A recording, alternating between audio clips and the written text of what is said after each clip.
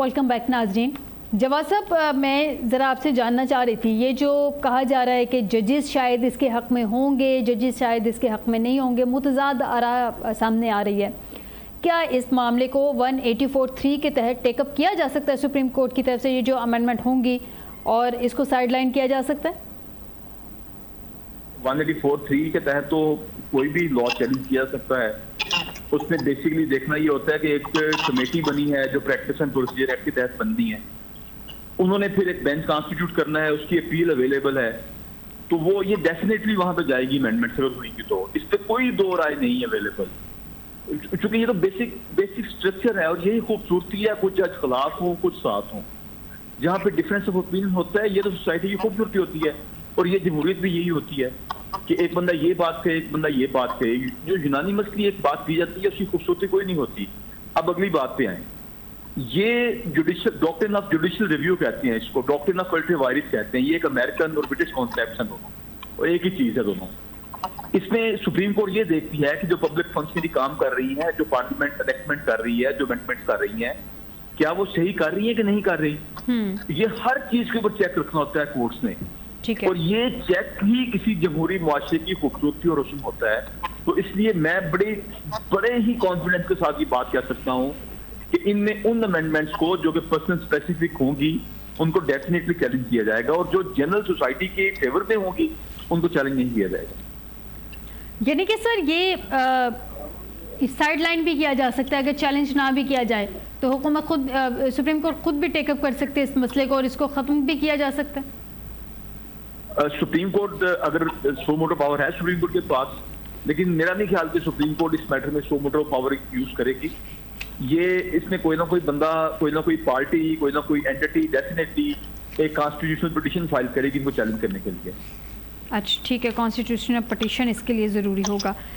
जान लेते हैं ज़रा वकास साहब से। वकास साहब, ये कहा जा रहा है कि नंबर के एतबार से JUIFA डेफिनेटली इस वक्त की है, पार्लियामेंट में भी उनके 5 नंबर्स हैं, 5 सेनेटर्स हैं उनके पास। क्या आप लोगों की गुफ्तो शनीद तो चल रही है, बहुत अरसे से चल रही है, क्यों नहीं अभी तक मौलाना साहब के साथ आपके मामला उतने सेटल्ड हो सके? हुकूमत की मुलाकातें भी चल रही हैं, स्टेटस क्या है अभी तक मौलाना साहब का पाकिस्तान तहरीक इंसाफ के साथ? देखिए, कल मौलाना साहब की जो है वो मुलाकात होनी थी हमारे लीडरान से, जो कि नहीं, ऑब्वियसली इट इज़ पॉलिटिक्स, उसमें आप जो है वो कोई आपका पाबंद तो नहीं है। हम अपनी मूव करते हैं, अपनी कोशिश करते हैं, अपनी स्ट्रेटजी बनाते हैं। मौलाना साहब जो है वो भी पहले दिन से जो बात हम कर रहे थे कि इलेक्शन में धांधली हुई है, इलेक्शन चोरी हुआ है, वो भी वही बात कर रहे थे, और वो अपोजिशन बेंचेस पे बैठे हुए, वो हुकूमत का हिस्सा नहीं है। और उन्होंने जितनी बातें अभी तक की वो यही की कि ये इलेक्शन चोरी हुए हैं, और वो भी इस पर्सन स्पेसिफिक जो आईनी तरमीम आती है, जो कि जुडिशल कू करने शायद ये हुकूमत जा रही है, हम अगर इसे कहें तो। अभी तक तो मौलाना साहब उसके खिलाफ थे, बाकी अब आगे मौलाना साहब क्या फैसला करते हैं ये तो वही बता सकेंगे। लेकिन मेरी दानिश में अगर मौलाना साहब उधर चले भी जाते हैं तो हुकूमत की 2/3 दोनों हाउसेज में जो है वो मेजॉरिटी नहीं है मिला के। सर, उन्होंने आपके मेंबर्स पे नजरें जमाई हुई हैं, ये बहुत सारी अहम इत्तलात हैं। वी नो जो कि दोबारा एक डाका डाला जाने की कोशिश की जा रही है। मतलब लोगों की फैमिलीज को, लोगों के बच्चों को, बीवी को, माँ को उठाया जा रहा है तावान के लिए कि आप वोट दे दें तो फिर उनको छोड़ देंगे। लेकिन आज जो सुप्रीम कोर्ट ने जो फैसला कर दिया 8 जजेस ने, उसके बाद कोई शक नहीं रह गया कि हम में से पहले से था, अब तो वजाहत आई है। फैसला तो ऑलरेडी पहले से था, अब तो 8 जजेस ने वजाहत दी है। यस, वजाहत दी है, तो वो एक मजीद क्लैरिफिकेशन आ गई ना, जिसके ऊपर जो है वो इलेक्शन कमीशन होल्ड करके बैठा हुआ था। तो इसके बाद इट्स क्रिस्टल क्लियर कि कोई भी जो हमारा मेंबर है वो दूसरी तरफ वोट दे ही नहीं सकता, अदरवाइज आर्टिकल 63A के तहत जो है वो डिस्क्वालीफाई हो जाएगा। और इस तरह प्रीवियसली हो चुका है। आपको याद होगा कि पंजाब में जब हमजा शहबाज की गवर्नमेंट थी और कुछ मेंबर्स जो है उन्होंने दूसरी तरफ वोट दिया था और वो डिस्क्वालीफाई हुए थे, और फिर 20 सीटों पे पंजाब में इलेक्शन दोबारा हुआ था। ठीक है, मैं शफी साहब से जानूँ। शफी साहब, पार्लियामेंट के 3-4 ऐसे मेंबरान हैं वान के जिनका अभी तक कुछ पता नहीं है, तहरीक इंसाफ से बिलोंग करते हैं, कुछ के बारे में शिकायत हैं फैमिली के हवाले से भी, लेकिन बार बार आपके पार्टी के जो इस वक्त पार्टी के जो सीनियर मेंबरान हैं वो यही कह रहे हैं कि उनके साथ रब्ता किसी तरह का अभी तक नहीं हो सका। कुछ लोगों की जानिब से जिनका नाम सामने आ रहा है कि हो सकता है कि इनके साथ हुकूमत ने कांटेक्ट किया हो, कुछ उनमें से नाम ऐसे हैं जो कि आउट ऑफ कंट्री हैं, पाकिस्तान में तो इस वक्त मौजूद नहीं है। जो लोग सामने आ रहे हैं उनसे राब्ता हुआ है कि कितने लोगों के साथ हुकूमत ने राब्ता करने की कोशिश की इस अमेंडमेंट के लिए? देखिए, आपने जो हमारा 8 फरवरी का इलेक्शन था, उन्होंने जिन लोगों ने अपनी वफादारियां चेंज की थी और उनका हाल आपने देख लिया कि उन्होंने उनके साथ अवाम ने वोट की सूरत में क्या रिएक्शन उन्होंने शो किया। दूसरी बात कि जो मैं केपी की बात, खास कर केपी की बात करूं, केपी में ऐसा कोई इनका हमारा कोई नेशनल असेंबली का ऐसा कोई मेंबर नहीं होगा जो अपने ज़मीर को भेजे। मुबारक ज़ेब साहब की कल बात हो रही थी, फिर हमारा उनसे कांटेक्ट हो गया, बल्कि उनकी क्लैरिफिकेशन भी आ गई कि सवाल ही पैदा नहीं होता कि मैं जाके वहां पे वोट डालूं, वो इमरान खान के खिलाफ मेरा वोट इस्तेमाल हो। सर, आप मुबारक ज़ेब साहब की तरफ से ये कंफर्म कर रहे हैं कि वो वोट नहीं दे रहे, क्योंकि इतलात ये हुकूमती हलकों की जानिब से भी यही क्लेम किया जा रहा है कि मुबारक ज़ेब साहब अपनी मर्जी से कि हमारे इलाके में कुछ मामलात हैं, फंसे हुए हैं, फंड्स की सूरत में अगर वो मामला क्लियर कर दिए जाएं तो वो खुशी खुशी वोट देने को तैयार है। फायदा साहब, आपको भी पता है और मुझे भी पता है कि केपी में इस बार जो इलेक्शन हुआ है वो तो ना कामों पे हुआ है, ना नौकरी पे हुआ है, ना तरक्याती कामों पे हुआ है। परवेज खटक साहब ने कितना तरक्याती काम अपने हल्के में करवाया था, महमूद खान साहब ने कितना तरक्याती काम अपने हल्के में करवाया था, 7 से 8-10 हज़ार लोग उन्होंने भर्ती करवाए थे, वोट उनको 5 और 6 हज़ार पड़े हैं। तो मुबारक ज़ेब साहब की जो आप बात कर रही हैं, कल उनकी खुद एक वीडियो क्लिप आया है जो अपने बाजोड़ में जाके उन्होंने वीडियो भी की है, वीडियो रिकॉर्ड पड़ी हुई है, सोशल मीडिया पर सर्कुलेट भी हो रही है, और वो साफ उसमें कह रहे हैं कि जी मेरा कोई राब्ता नहीं है और मेरा वोट तहरीक इंसाफ का है और इमरान खान का है। चलिए, ये तो एक वीडियो हो गई ना शफी साहब, ये तो एक वीडियो हो गई, आप लोगों का खुद उनसे कोई राब्ता हुआ मुबारक ज़ेब साहब से? जी, मुबारक ज़ेब साहब से राब्ता हमारा हुआ है, हमारा खुद भी राब्ता उनसे हुआ है कि केपी के हमारे मेंबरान ने भी उनसे राब्ता किया हुआ है। मुबारक ज़ेब साहब बड़े क्लियर हैं, उनका वोट वहां नहीं पड़ने वाला। और जो लोग भी अपनी ज़मीर मुबारक ज़ेब साहब का तो क्लियर हो गया, कुछ लोग ऐसे हैं जो लोग भी अपनी ज़मीर बेचेंगे, जो मैं सिर्फ एक चीज ऐड कर लूं फायदा साहब, जो लोग इस ऑर्डिनेंस में जो लोग भी अपना वोट बेचेंगे या अपना ज़मीर बेचेंगे वो अपनी सियासत ख़त्म कर देंगे, और जो भी लोटा बनेगा तो लोटों का हाल आपने 8 फरवरी को देख लिया था। यानी कि मतलब जो पहले भी तो हमने देखा ना, 8 फरवरी को भी जो हाल हुआ वो तो एक अलग बात है, लेकिन जब वोट ऑफ नो कॉन्फिडेंस आया तब भी तो आपके 20 लोग एक साइड पे चले गए थे, उन्होंने उनका साथ दिया। यानी कि अभी आपके जो 41 मेंबर हैं जिनको अभी नोटिफाई करेगा इलेक्शन कमीशन, उनकी जानिब से भी आप लोग कॉन्फिडेंट है कि उनमें से कोई नहीं जाएगा उनकी तरफ? इंशाल्लाह इमरान खान के नजरिए से एक भी नहीं हिलेगा। इन सबको इमरान खान का वोट पड़ा है, किसी को अपना पर्सनल वोट नहीं पड़ा। वोट अगर केपी में है या पूरे पाकिस्तान में सिर्फ इमरान खान का है, उस शख्स का है जो अडियाला में इस वक्त बैठा हुआ है। और जो लोग भी इमरान खान के वोट पे पार्लियामान में आए हैं वो कभी भी इमरान खान के खिलाफ नहीं जाएंगे। कुछ लोग शायद आपकी पार्टी की लीडरशिप से नाराज हैं, नाला हैं वो। देखिए जी, हर पार्टी में अगर आप पाकिस्तान पीपल्स पार्टी की बात करें, नून की बात करें, हमारी पार्टी की बात करें, हमेशा चीजें जो होती हैं वो कुछ आइडियल चीजें नहीं होती। कुछ मेंबरान खफा होते हैं, कुछ खुश होते हैं, कुछ किचन कैबिनेट के वो लीडरशिप से खफा होके गुस्से में आके या डिसअपॉइंट होके वोट दे दें। लीडरशिप से नाराजगी की सूरत में कोई भी ऐसा इकदाम नहीं उठाना चाहिए जिससे आपकी सियासत खत्म हो। जो भी ऐसा कोई इकदाम उठाएगा पाकिस्तान में उसकी सियासत खत्म हो जाएगी। सर, ये तो आप उस बेस पे कह रहे हैं ना कि उठाना नहीं चाहिए, लेकिन अगर कोई उठा ले तो फिर उसके बारे में आप क्या करेंगे? उसकी रुकनियत मुअत्तल कर देंगे, चैलेंज कर देंगे उसको? उसकी रुकनियत को भी हम चैलेंज करेंगे, उसके हमारे वर्कर उसके घर का मुहासरा भी करेंगे, हमारे वर्कर उनके घर के सामने बैठ के एहतजाज भी रिकॉर्ड करेंगे, और हमारे वर्कर जो भी वहाँ पे जो लोकल लोग होंगे, जो लोकल हमारी तंजीमें होगी, वो इनके घर का मुहासरा करेंगे और इनका इंशाल्लाह जिस तरह बाकी लोगों की सियासत केपी से और बाकी पाकिस्तान से खत्म हो गई है, इनकी भी सियासत खत्म। मुहासरा करने से शफी साहब क्या होगा?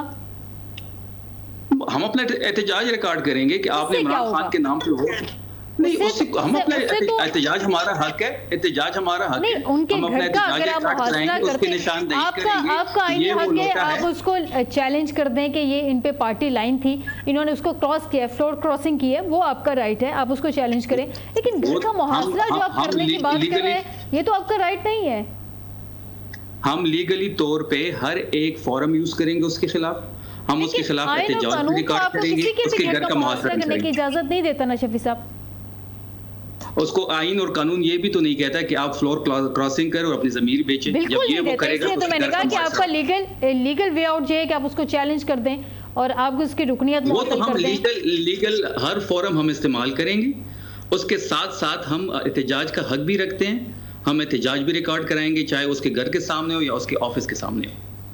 ठीक है, वकास साहब से जान लेते हैं। वकास साहब, कुछ बातें गर्दिश में हैं कि बानी पीटीआई की मिलिट्री ट्रायल होगा, क्या है अभी की मतलब इस वक्त की क्या पोजीशन है उनके केसेस की?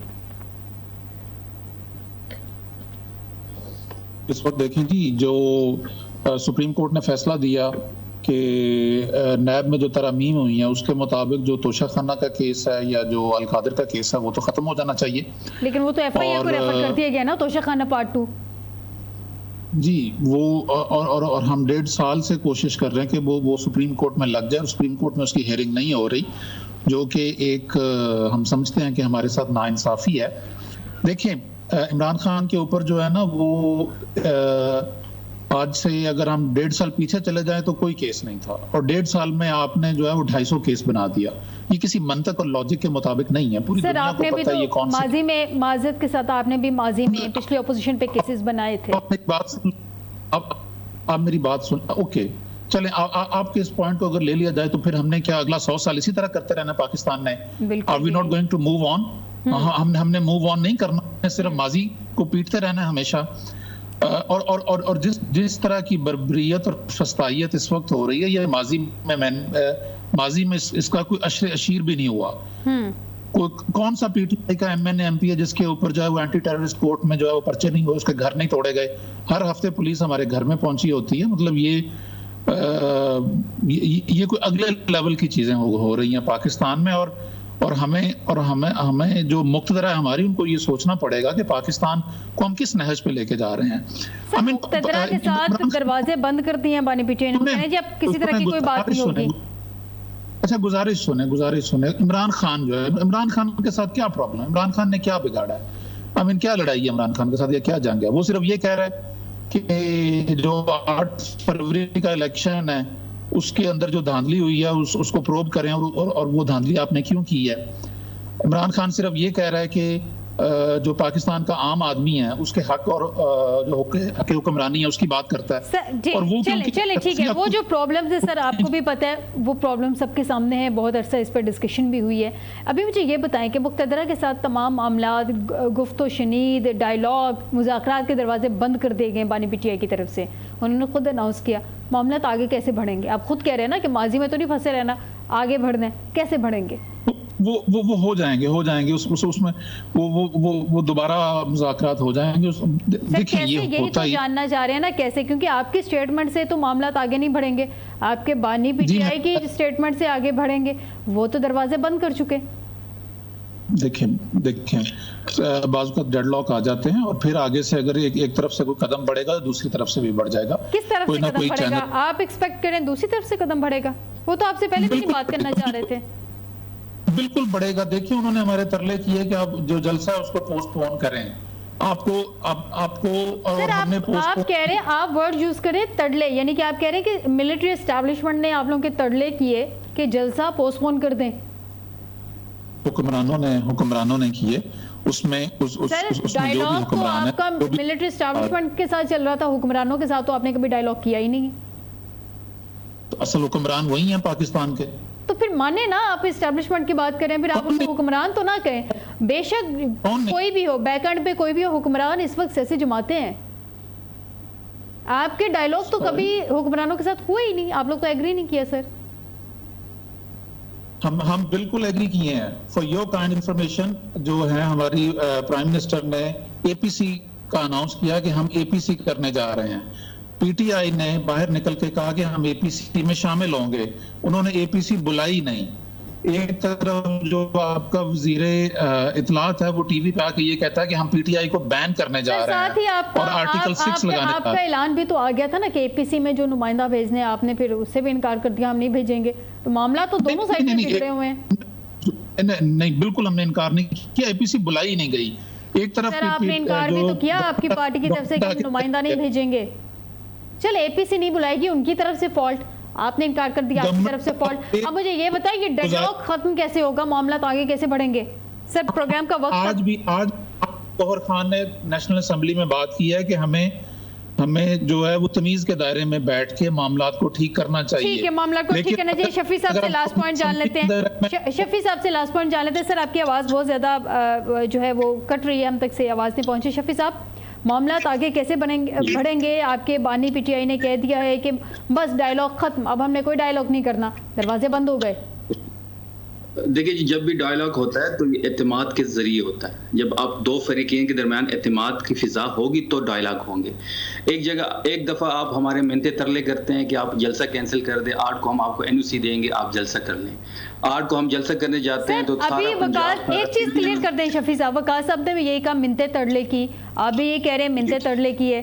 ये बानी पीटीआई से मिन्नते तरले किए गए, उनके पास जाके कहा गया, मिलने तो आपके लोग ही गए थे ना उनसे। वजीर आजम इमरान खान से वैसे तो किसी को मिलने नहीं दिया जाता। अचानक सुबह 7 बजे जेल का दरवाजा क्यों खोला गया, किसकी इमाम पे खोला गया, किससे सीएम साहब से रात को कॉल करवाई गई? 7 बजे जेल का दरवाजा आप जलसा ना कैंसिल करते अगर आपने नहीं माननी थी। हमने तो पाकिस्तान के मफाद में कैंसिल किया। हम तो चाहते हैं कि पाकिस्तान का मफाद यही कह रही हूं ना, डायलॉग कैसे होगा पाकिस्तान के डायलॉग के लिए? एतमाद की फिजा होनी चाहिए दोनों फरीकैन के दरमियान। हमें कोई एतमाद नहीं है इस वक्त उन पे। फिलहाल हम इस डेडलॉक का शिकार हैं और हम आगे कोई बात नहीं करना चाह रहे। शॉर्टली मुझे जरा आंसर कर दीजिएगा, प्रोग्राम का वक्त खत्म हो गया, जरा शॉर्टली आंसर कर दीजिएगा। एतमाद किस पे है, डायलॉग किसके साथ आप करना चाह रहे हैं? एस्टेब्लिशमेंट के साथ ही हमारी डायलॉग होंगी। बाकी जो फॉर्म 47 गवर्नमेंट बनी हुई है, एक कंफ्यूजन है, या मैं कंफ्यूज हूँ या आप लोग कंफ्यूज हैं? आप एक तरफ कह रहे हैं कि एस्टेब्लिशमेंट के साथ तमाम डायलॉग के दरवाजे बंद, हमने नहीं करना। दूसरी तरफ आप कह रहे हैं कि हमें उन्हीं पे एतबार है, उन्हीं के साथ डायलॉग करना है। आप जब सियासी जमातों को आप कंसीडर ही नहीं कर रहे तो क्यों बार बार उनको अपनी गुफ्तगू में लेके आते हैं? उनसे तो आप दो तो कह चुके हैं, हमने नहीं करनी उनके साथ कोई भी डायलॉग। सियासी जमातों के पास अगर मैंडेट होता तो हम छोड़ दें सियासी जमातों को। मैं तो आपकी मिलिट्री एस्टेब्लिशमेंट के साथ बात कर रही हूँ कि जहाँ दरवाजे तो उधर बंद हैं। इस वक्त बात हम एस्टेब्लिशमेंट के साथ ही करेंगे। मैं तो बारहा कह रहा हूँ कि हम इस बात की बात करेंगे। आपके बानी ने कह दिए दरवाजे बंद मुज़ाकरात के, यही तो पूछ रही हूँ कि अब आगे कैसे मामला फिलहाल मुज़ाकरात डेडलॉक का शिकार है। जैसे डेडलॉक खत्म होगा हम दोबारा उनसे ही बात करेंगे। इस फॉर्म 47 पे मौजूद वज़ीर आज़म और हुकूमत से कोई बात नहीं करेंगे। ठीक, यानी कि बात आपने मिलिट्री एस्टेब्लिशमेंट से करनी है लेकिन डेडलॉक के बाद उन्हीं से बात करनी है। बहुत शुक्रिया शफी जान साहब आपका भी मुझे प्रोग्राम में ज्वाइन करने के लिए। वकास महमूद मान साहब आपका भी बहुत शुक्रिया, आपने भी मुझे प्रोग्राम में ज्वाइन किया। और जवाद साहब हमारे साथ नहीं है, उनकी कॉल ड्रॉप होगी, उनका भी बहुत शुक्रिया, उन्होंने मुझे प्रोग्राम में ज्वाइन किया। आज के प्रोग्राम से नाज़रीन दीजिएगा इजाज़त, बशर्ते ज़िंदगी आपसे दोबारा मुलाकात होगी। अपना ख्याल रखिएगा, अल्लाह हाफिज़।